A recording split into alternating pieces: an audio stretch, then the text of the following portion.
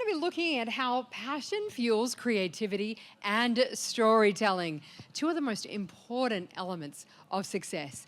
Ladies and gentlemen, please welcome to the stage Sara Younis, content creator at Tech Mama, Aysha Abdulmalek, founder of Aisha Jules, and your moderator, Engy Moheb, content producer at Forbes Middle East.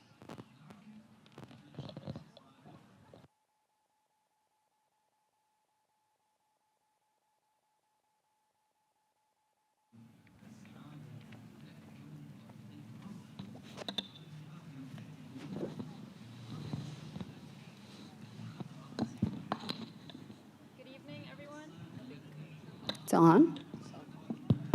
Hello. Okay, there we go. Good evening, everyone. I'm Engy Moheb, and it's a pleasure to be joining you as the moderator for this incredible session. We are joined by our panelists for today, which I'd like to first introduce to you. First, we have Sara Younis, also known as Tech Mama. How are you? How are you doing? I'm good, thank you. Sara is one of the first female tech content creators in the Middle East.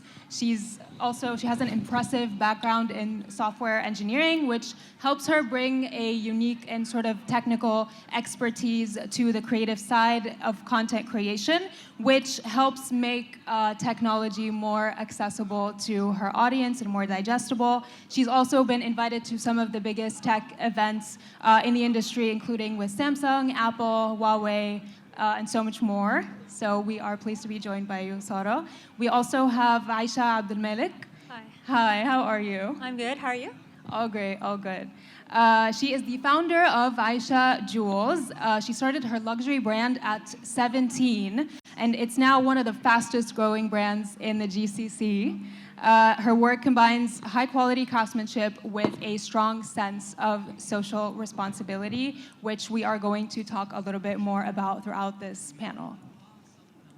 Now, during this session, we'll get to know a little bit more about how passion fuels creativity and how personal values can shape stories that truly connect with others. So thank you again for being here today, and let's dive right in. Sara, I'd like to start with you, if that's okay, because as we mentioned, you're a pioneer in a brand new field of content creation. Okay, my apologies. I'm just going to move to the other side, if that's okay. Hi. I think that's much better. Yeah? Don't you think? So when you talk to Aisha, you can move there. Yes. Okay, let's do that. So, Sara, once again, as we mentioned, you're a pioneer in a new field of content creation. Being a woman in this field is certainly a new sort of feat in a way. So, what were some of the biggest obstacles that you had to overcome, and how did you manage to sort of push through them? Okay, first of all, thank you for having us. And thank you for the wonderful intro. It was amazing. Thank you, Engy. And thank you, Aisha, for being here with us. I'm proud of you and proud of your content. You too. Thank you. As mentioned, the obstacles in this field, as you know, technology is one of the fields that is dominated, let's say, more by men. Like the cars, like the electricity, like many other fields, unfortunately, are men-dominated field. Yeah, I think he was there. Yeah, it's okay. So starting at this field, before creating content, before thinking of creating content, when I started to think about having this major in university, I had so many opinions that no, this major is mainly for men. Most of the successful persons in this industry are mainly men. Beside the social media, before the social media, and for all of that, because that major was a fresh major, there wasn't much more people that knows about software engineering, computer engineering. Around 2005, I believe so, it was the most wanted major in the industry. So I had very much obstacles, starting from creating content, starting from choosing this major, and let's say, change the picture of educational content to not be boring, to be more fun, to be more interactive. So the main three obstacles that it was mainly dominated by men. It was there were no ladies that created content in this field. And the third subject, the third obstacles, choosing the subject. So for example, I'm very tech related.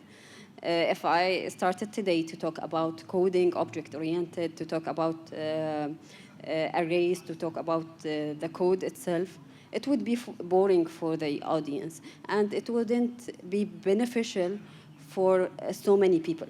So I have to introduce the technology that helps everyone else, not the one that helps the programmer by themselves or the developers. So these were the main three obstacles for me. Yeah, I think it's tough to sort of have that balance between the two, because I feel like some creators focus more on the entertainment aspect of things, which audiences definitely tend to appreciate.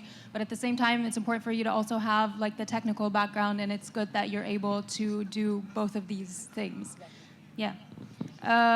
Okay, Aisha, speaking of balance, I want to ask you, you've achieved like huge commercial success with your brand, which is amazing, but that's a challenging feat on its own. So I want to ask you, like, how do you ensure that social impact remains at the heart of your brand while achieving commercial success? Because that's a balance that I imagine is not very easy to achieve. So first of all, thank you so much for having us here. So philanthropy is one of the key pillars of the brand. Our motto is creativity, happiness, and giving. So giving is part of the culture here at Aisha Jewels. So we do a lot of things here and there, but our main thing and how we ensure that we keep on going with the philanthropy and the giving and the charity is that we have a yearly initiative which is called Ata al-Jawahir, which is Arabic for the jewels of giving, where we design a custom-made piece that's available for 10 days only. It's limited edition. And 50% of the sale price would go to support a certain cause that we are choosing to focus on that certain year. So we're very happy about it. It's one of the biggest projects that we work in at Aisha Jewels. We've been at it for about 5 years now, and we've raised, the revenue is about $1 million, above $1 million. So we're very excited and we're very proud of it. Okay, well, since you seem to have a lot of experience with this, what advice would you want to give to other creators who are trying to find that balance and introduce a social impact aspect into their business or generally what they do? I feel like they should just go for it. It's the charity part of it is very fun. And it's very exciting to try to reflect your creativity, your talent, whatever it is, whatever you personally like and feel like to represent you, into creating meaning and spreading the love and the talent and the awareness. So awareness is just as important as raising cash. And since we're also speaking about making meaningful change, Sada, I want to spin back to you for just a second. I want to ask you, how do you approach breaking stereotypes? Because you're definitely doing that right now with your content and everything that you do. And so how do you approach that, and how do you create meaningful content, meaningful change through your content?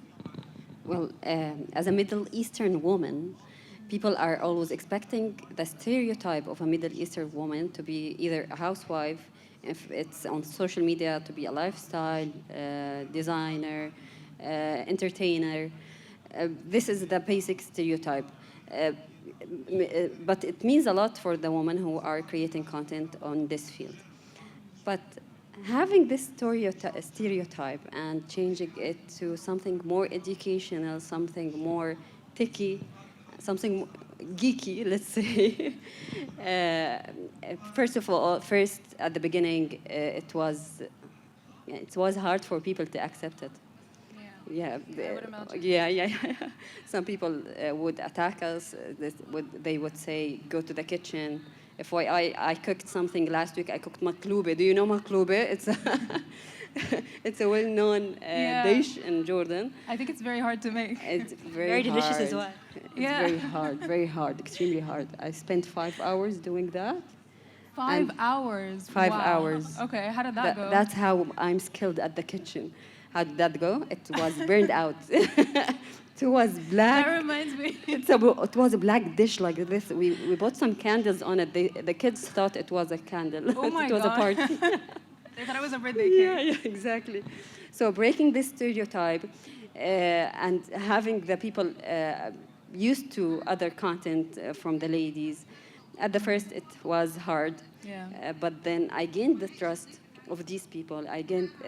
They always refer to me on technical stuff.